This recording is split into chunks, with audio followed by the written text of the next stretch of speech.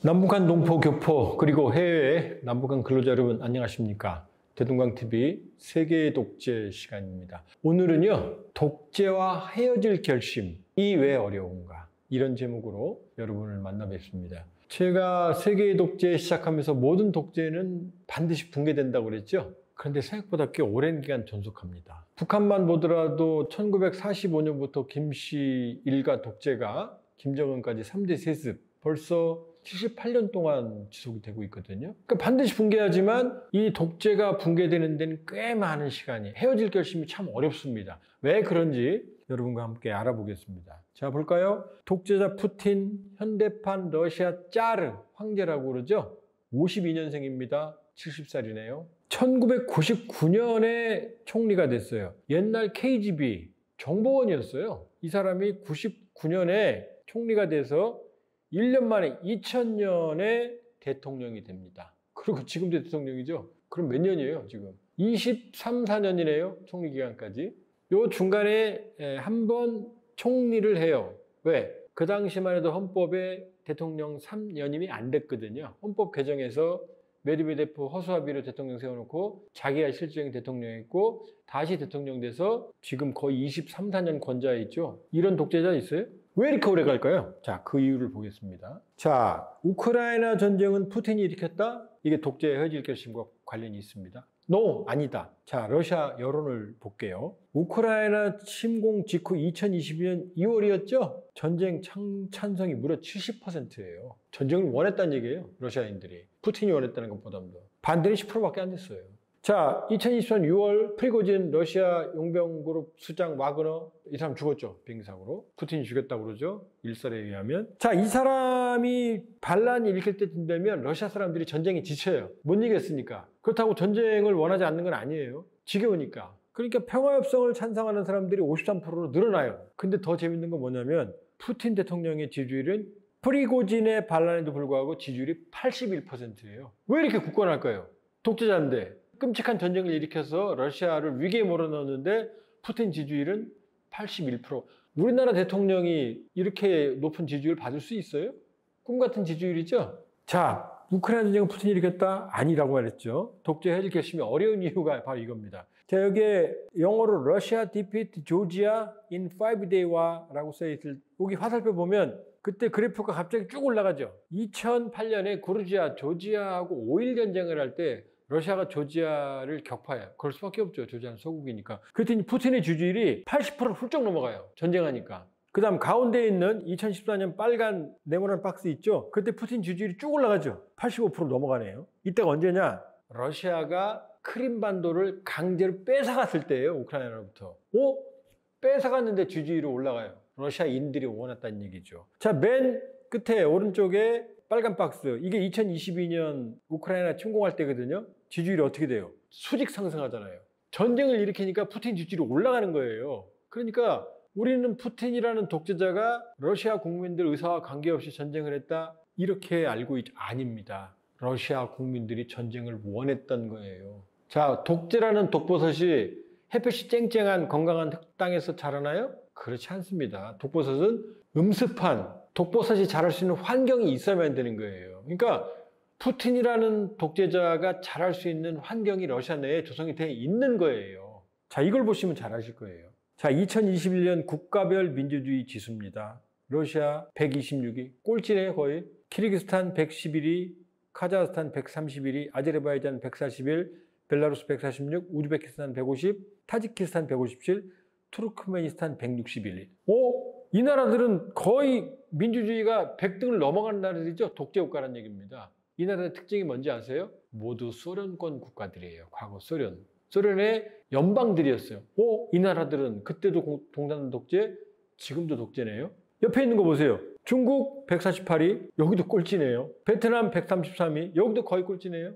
북한은 명실상의 꼴찌입니다. 165위. 여기까지밖에 그 수치를 정하지 않거든요. 구소련권은 해체됐지만 아직도 독재네요. 중국, 베트남, 북한은 아직도 공산당이 지배하죠. 여기 더 독재네요. 자, 공산주의의 경험이 독재라는 거 이제 아시겠죠? 그런데 이걸 보시면 얘기가 또 달라져요. 자, 체코, 공산주의. 체코, 슬로베니아, 라트비아, 리투아니아, 슬로바키아, 폴란드, 크로아티아, 헝가리, 우크라이나 다 과거 동유럽 공산권이었잖아요. 근데 이 나라도 어떻게 돼요?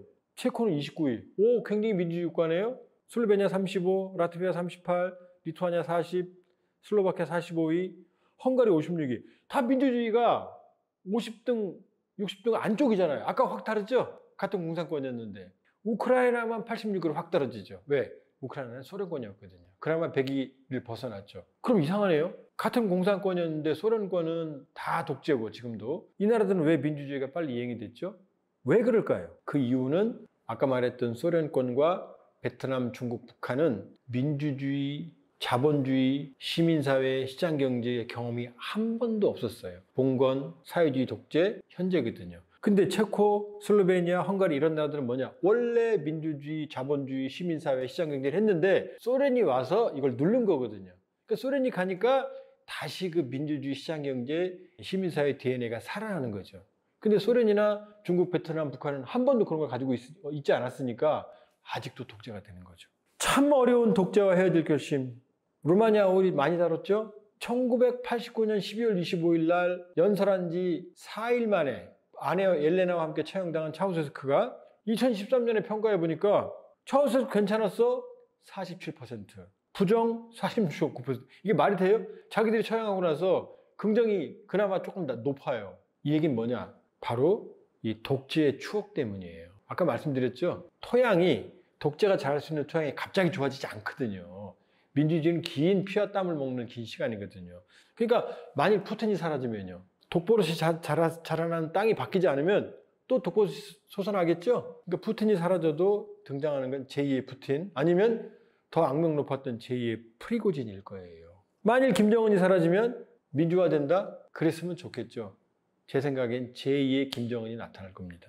자, 머나먼 자본주의 민주주의. 아까 소련권과 베트남, 중국, 북한이 아직도 독재.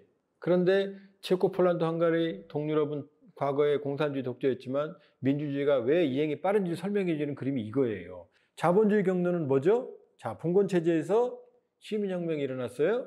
이게 자본주의 산업화했어요. 이게 대의민주주의 시민사회로 왔어요. 자, 사회주의 독재 경로는 뭐예요? 봉건체제를 사회주의 혁명으로 뒤집어 엎었어요. 그리고 뭘 했어요? 사회주의 방식의 산업화를 했어요. 그리고 뭐예요? 프롤레타리아 독재를 했습니다. 공산당. 그 다음에 시민사회, 자율성을 가진 시민사회가 아니라 공산당에 예속된 신민사회, 시민이 신하가 되는, 공산당의 신하가 되는 신민사회가 돼버린 거예요. 그러니까 어떻게 돼요? 자본주의 경로는 긴 시간 동안 민주주의와 시민사회, 인권이 존중되는 그런 건강한 토양이 만들어졌죠? 근데 사회주의 경로는 어떻게 돼요? 봉건체제, 사회주의 경로, 사회주의 산업화, 프롤레타리아 독재, 신민사회. 그러니까 어떻게 돼요? 계속 독재라는 독버섯이 자랄 수 있는 환경만 만들어진 거죠? 그러니까 지금 푸틴, 김정은, 심지어 시진핑이 사라져도 민주화된다? 아니에요. 유사한 사람들이 들어서요. 왜냐? 독버섯이 자랄 토양이니까 여기서 건강한 버섯이 자랄 수가 없잖아요. 송이버섯이. 민주주의로 가는 길, 그래서 멀고 험한 겁니다. 대한민국 왜 위대한 줄 아세요? 4.19 혁명했죠? 60년. 80년 광주 민주화운동했죠? 87년 시민혁명했죠? 이 혁명을 통해서 스스로 민주주의로 진화하는 길, 우리 스스로 독재라는 독버섯이 자라는 토양을 민주주의의 토양을 우리가 스스로 바꿔온 거예요. 뭘 통해서? 우리가 피와 땀을 통해서 오늘날 위대한 대한민국의 민주주의를 만들어 온 거예요.